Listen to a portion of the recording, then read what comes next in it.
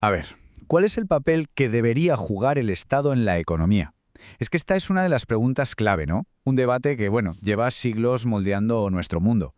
Por un lado, tienes a los que creen a pies juntillas en el mercado, en su poder para generar riqueza, y por el otro, a los que están convencidos de que el Estado tiene que meter mano para que haya justicia y, sobre todo, estabilidad. Pues bien, esta es la historia de esa lucha, de esa batalla de ideas. Para que nos hagamos una idea de lo importante que es este debate, solo hay que echar un vistazo a este gráfico. Fijaos, esto es la evolución del gasto público en Estados Unidos. Durante casi todo el siglo XIX, apenas pasaba del 10% del PIB. Era algo mínimo.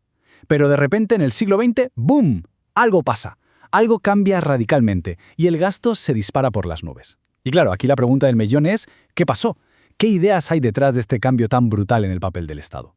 Bueno, pues nuestra historia arranca con el primer gran paradigma, una época en la que casi todo el mundo estaba de acuerdo en una cosa: el mejor gobierno es el que menos se mete. Así que bienvenidos, por así decirlo, a la era del liberalismo clásico. A ver, vamos a meternos de lleno en esto. La figura clave aquí, claro, es Adam Smith, no podía ser otro. Ya en 1776, en su famosa Riqueza de las Naciones, dejó muy clarito cuál debía ser el papel del Estado. Y era un papel bastante limitado, la verdad. Decía que tenía solo 3 deberes, 3 cosas y nada más: defender a la sociedad de ataques externos, proteger a los ciudadanos de las injusticias y, por último, encargarse de algunas obras públicas muy concretas que nadie por su cuenta podría financiar. O sea, lo más importante aquí, la clave de todo, es la confianza ciega que se tenía en el mercado. La idea era muy sencilla: dejad que la economía funcione sola, con la mínima interferencia posible. El Estado era como un vigilante nocturno, ¿sabes? Un actor secundario que solo estaba ahí para lo imprescindible. Su trabajo era recaudar lo justo y necesario en impuestos y siempre con muchísimo cuidado de no tocar nada, de no estropear ese mecanismo tan delicado que era el mercado. En resumen, la idea principal de esta época es esa: se creía en un sistema que se regulaba a sí mismo y, por tanto, cuanto menos gobierno, siempre mejor. Pero claro, como suele pasar, esa confianza casi religiosa en el mercado estaba a punto de chocar de frente con la realidad. Se avecinaba una crisis que iba a remover los cimientos de todo el sistema y que daría a luz a una idea totalmente nueva y potentísima. Y esta es la pregunta que lo va a cambiar absolutamente todo. Es que la Gran Depresión, allá por los años 30, no fue una crisis más, no, fue una auténtica catástrofe. Una catástrofe que el modelo liberal clásico era incapaz de explicar, y mucho menos de resolver. El mercado no se estaba corrigiendo solo, se estaba viniendo abajo, se desmoronaba por completo. Y es que esto no iba solo de números en un libro de cuentas, ¿eh? Esto era una crisis humana con todas las letras. Hablamos de millones y millones de personas en el paro, de una desigualdad social que había llegado a un punto insostenible. Estaba claro, el viejo modelo había fracasado, pero fracasado con estrépito. Y justo entonces, en medio de todo ese caos, aparece una nueva voz con una respuesta radical. John Maynard Keynes. Él dijo, a ver, el problema aquí es que no hay demanda, la gente no compra, las empresas no venden. Y su lógica era, si el sector privado no puede o no quiere invertir, pues tendrá que hacerlo el Estado. Su idea de socializar la inversión fue, en ese momento, una auténtica revolución. De repente, el Estado ya no era un simple árbitro pasivo, no, pasaba a ser el jugador estrella, el actor principal para conseguir el pleno empleo. Unos años más tarde, en 1959, un economista llamado Richard Musgrave fue quien puso un poco de orden en todo esto.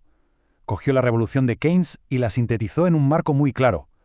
A las funciones que ya conocíamos, las clásicas de asignación y redistribución, le añadió una tercera que era la gran novedad, la función de estabilización. Y esto es un antes y un después. Porque por primera vez se aceptaba oficialmente que el Estado tenía el deber de pilotar la economía, de gestionarla de forma activa. La gran idea que se impone es que el mercado, si lo dejas a su aire, puede acabar muy mal, y que es responsabilidad del Estado meterse para, en cierto modo, salvarlo de sí mismo. Y este modelo keynesiano fue el rey durante décadas. Fue la llamada Edad de Oro del capitalismo. Pero ya sabemos cómo va la historia, ¿no? Ninguna idea dura para siempre. Y a la vuelta de la esquina esperaba otra crisis, y con ella, claro, una nueva rebelión de las ideas. Y aquí es donde la cosa se vuelve a complicar, porque los años 70 trajeron un bicho nuevo, un fenómeno que la teoría de Keynes no sabía por dónde coger: la estanflación. Es una palabra rara, que mezcla estancamiento con inflación. Y es que pasaba algo que se suponía que no podía pasar. La economía no crecía, había mucho paro, pero a la vez los precios no paraban de subir. La pregunta era lógica, vamos a ver. Si el gasto público era la solución para todo, ¿por qué la economía estaba clavada y la inflación estaba descontrolada? Las dudas volvían a estar sobre la mesa. En medio de esa crisis de ideas, dos corrientes de pensamiento que habían estado un poco olvidadas volvieron con una fuerza tremenda. Por un lado estaba Friedrich Hayek, que decía que la economía es un orden espontáneo. Usaba la analogía de una ciudad, o del lenguaje, algo que nadie ha diseñado, que surge de las acciones de millones de personas y que es tan complejo que es imposible que un gobierno lo pueda planificar o controlar. Y por el otro lado, Milton Friedman. Él iba un paso más allá. Decía que el libre mercado no es que fuera solo eficiente, es que era la base de la libertad política. Para él, el Estado no era la solución, era el problema. Y ojo, que estas ideas no se quedaron en los libros de economía, para nada. Se convirtieron en la hoja de ruta de políticos como Ronald Reagan en Estados Unidos o Margaret Thatcher en el Reino Unido. La prioridad número 1 pasó a ser la lucha contra la inflación. Esa era la idea central del monetarismo, controlar la cantidad de dinero que circula. Y a partir de ahí ya sabemos lo que vino, desregular mercados a tope, privatizar empresas públicas, bajar impuestos, la contrarrevolución en marcha. La moraleja de esta etapa fue que, la intervención del Estado también tiene sus límites y que a veces puede crear más problemas de los que soluciona. Pero siempre hay un pero. Esta contrarrevolución se dio de bruces con la realidad. Resulta que el gasto público es rígido a la baja. ¿Qué quiere decir esto? Pues que es muy difícil de recortar. Una vez que creas prestaciones sociales, servicios públicos como la sanidad o la educación, la gente se acostumbra, los apoya y quitarlos es políticamente casi un suicidio. Así que al final, aunque las ideas habían cambiado, el tamaño real del Estado no se redujo ni de lejos, tanto como a muchos les hubiera gustado. Y con esto llegamos ya al siglo XXI, a nuestra época. Una era que no se define por un gran acuerdo, sino más bien por todo lo contrario, por una crisis detrás de otra que lo han vuelto a poner todo patas arriba. El debate hoy está más abierto que nunca. Si echamos la vista atrás al último siglo, el patrón es clarísimo, ¿verdad? Cada gran crisis es un punto de inflexión, un cambio de rumbo. La Gran Depresión trajo más Estado. La estanflación de los 70, más mercado. La crisis financiera de 2008 nos trajo la austeridad. Y después, claro, la pandemia de COVID-19, que provocó la mayor inyección de dinero público de la historia. Es como un péndulo que no para de oscilar de un lado a otro.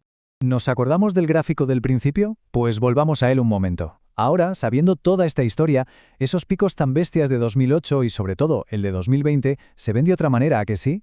Representan una intervención del Estado a una escala que no habíamos visto nunca, provocada por crisis que nos pillaron a todos por sorpresa. El Estado ha vuelto al centro del tablero, sí, pero las preguntas de siempre siguen ahí. ¿Es esto sostenible? ¿Es realmente eficaz? Y así, en cierto modo, terminamos donde empezamos, pero yo creo que con una visión mucho más completa de todo.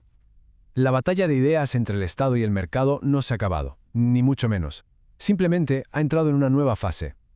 Si algo nos enseña la historia es que la próxima gran idea que cambia la economía nacerá casi seguro de la próxima gran crisis.